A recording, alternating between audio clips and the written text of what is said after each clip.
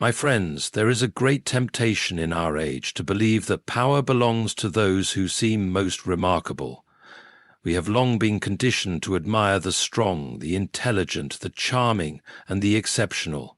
From the earliest stories we were told as children, we learned to revere the figures set apart, the heroes, the kings, the chosen ones. We were led to believe, quite naturally, that some individuals are selected by fate itself to bear a special burden, to lead the way, to shine so brightly that the rest of us must live in their reflected glow. But what if I told you that this is a dangerous illusion? What if I told you that the so-called chosen ones did not give you light, but took yours?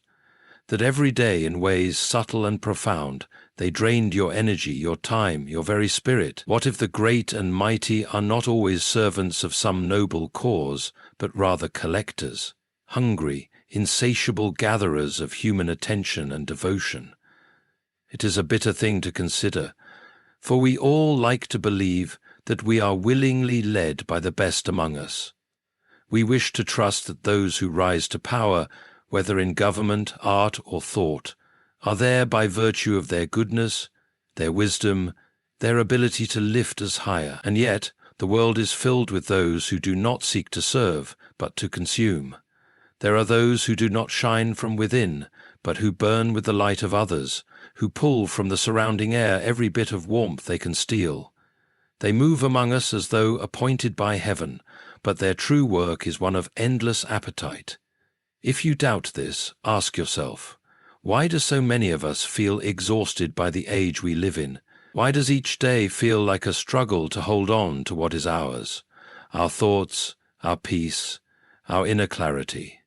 Why is it that we wake with the feeling that something has already been taken before we have even begun?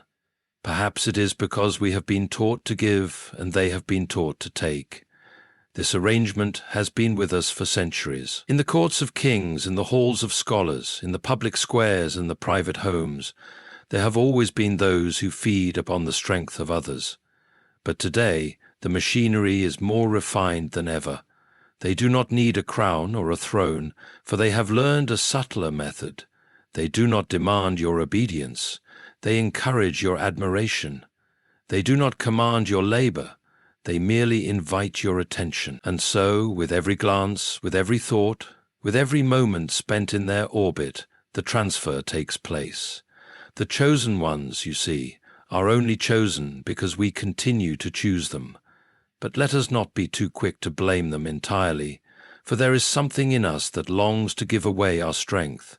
It is a strange and ancient tendency, this desire to be ruled, to be awed, to be guided. There is comfort in surrendering the burden of our own thoughts, in allowing another to think for us, to decide for us, to carry the weight of meaning so that we do not have to.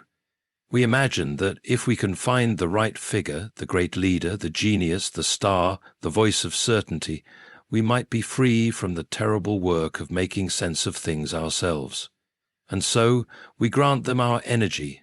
Little by little, we follow their words, their actions, their whims. We attach our emotions to their triumphs and their failures. We give them the power to define our fears, our joys, our very sense of what is real. And in return, they grow stronger and we grow weaker. What then is to be done? Shall we abandon all admiration? Shall we cease to follow, to learn, to be inspired? Certainly not. But we must learn to see clearly. There is a difference, after all, between a fire that warms and a fire that consumes. There are those who stand in the light not because they have stolen it, but because they reflect something greater than themselves. The true leaders, the true teachers, the true guides are not those who drain us, but those who call forth our own strength. They do not demand our energy, but awaken it within us. The question we must ask is simple. When we give our attention, our time, our loyalty, does it leave us empty or does it fill us? Are we strengthened or are we spent? Do we walk away with a clearer mind and a fuller heart, or do we feel as though something has been taken? The difference between the chosen and the merely hungry is this. One calls you upward, the other pulls you inward. One reveals truth, the other hides it. One gives you back your own strength, the other feeds upon it. And though they may look the same at first, the test is always in the giving. So let us be watchful, my friends. Let us learn to guard what is ours, to choose carefully whom we follow, and to give only where we are truly received. The world is filled with those who would take from you, but there is a greater call, to stand in your own light, to keep your own fire, to be not a servant of the hungry, but a friend of the good. For in the end, we are not made to be consumed. We are made to shine. And yet, the hardest part of all this is recognizing when we ourselves have become complicit in the taking. It is easy to see the hunger in others. It is much harder to admit when we have, even unknowingly, fed it. For is it not true that we have all, at some time, basked in the admiration of others? Have we not, in moments of weakness, sought attention rather than truth, flattery rather than honesty? Have we not, on occasion, drawn from another's strength without giving anything in return? If we are to see the world rightly, we must first see ourselves rightly. The danger is not only in being taken from, but in becoming takers ourselves. And how easily it happens. It does not require malice, nor even conscious intent. It requires only habit, the slow erosion of self-awarenessness, the quiet shift from gratitude to entitlement, the creeping belief that we deserve more than we give. We must therefore hold ourselves to the same test. Do we fill others, or do we drain them? Do we speak to strengthen, or do we speak to be noticed? Do we seek admiration, or do we seek to serve? This is a question of character, but it is also a question of love. For love, true love, the love that sustains rather than consumes, does not take without giving. It does not hunger endlessly for attention, nor does it demand the energy of others to stay alive. It burns of its own accord, needing nothing but the truth. And so, we are faced with a choice, not only in whom we follow, but in who we will be. Will we be among the gatherers, the collectors, the takers, or will we stand as those who give, who build, who light the way not by consuming the light of others, but by keeping a flame of our own? The answer is not a single choice, but a daily one. Each moment we decide whether we will take or give, whether we will lift or burden, whether we will walk toward the light or retreat into shadow. And in this we find the great paradox.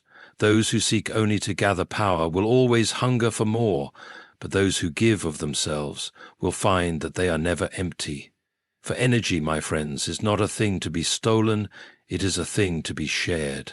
And the moment we understand this, truly understand it, is the moment we cease to be prey to the chosen ones and begin to stand as something greater, not as those who take, nor even as those who simply resist being taken from, but as those who give with wisdom, who shine without fear, who live in the fullness of truth rather than the emptiness of hunger. And if we do this, if we learn to give without being consumed, to admire without being deceived, to follow only those who lead with love, then we will find that no one may steal our strength again, for we will know, at last, that it was never theirs to take.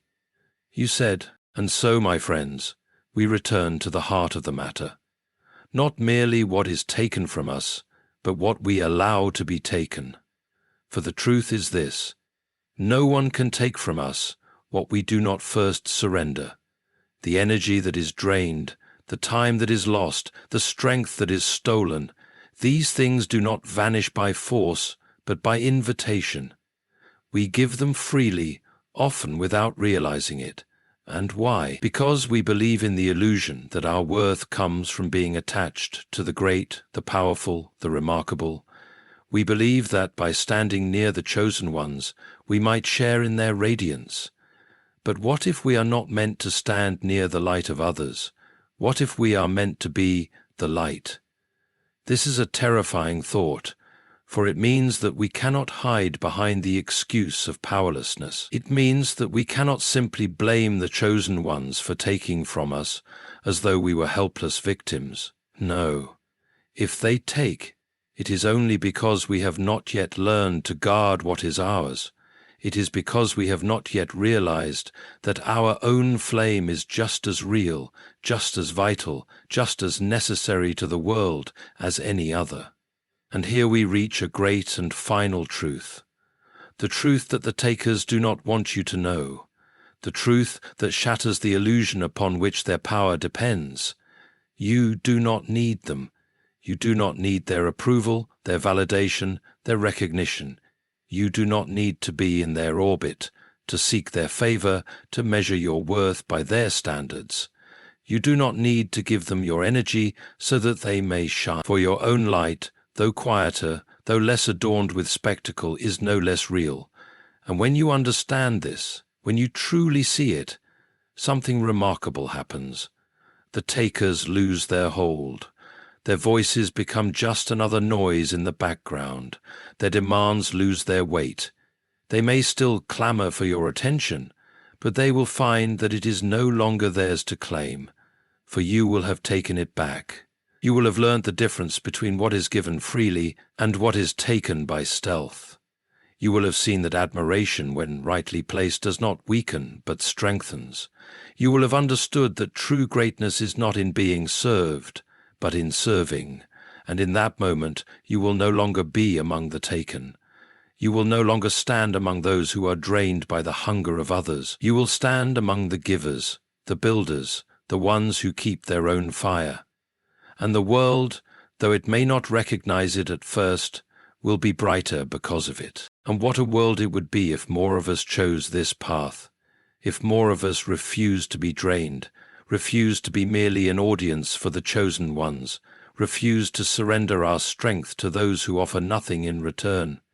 For the world has long been shaped by those who take. They build their towers, they write their histories, they stand in the center of the stage and insist that all eyes be upon them. They draw from the labor, the admiration, the very lives of others, and in return they offer only the illusion of meaning, the fleeting comfort of belonging to something greater than oneself. But we were not made to be spectators. We were not born merely to applaud the triumphs of the few, nor to pour our energy into the endless hunger of those who demand our devotion. No, we were made for something far greater. We were made to be creators, thinkers, builders, dreamers. We were made to live fully, not to spend our days feeding the ever-growing appetites of those who take without giving. And so, I ask you now to consider, where is your energy going? Who have you given it to? And most importantly, have they earned it? For the measure of any leader, any guide, any supposed chosen one is not in how much they receive, but in how much they return. Do they leave you stronger, or do they leave you weary? Do they help you see more clearly, or do they cloud your vision with their own designs? Do they call forth your best self, or do they demand your loyalty at the cost of your own growth? If the answer is the latter, then you have been giving what was never meant to be taken. But here, now, is the greatest truth of all.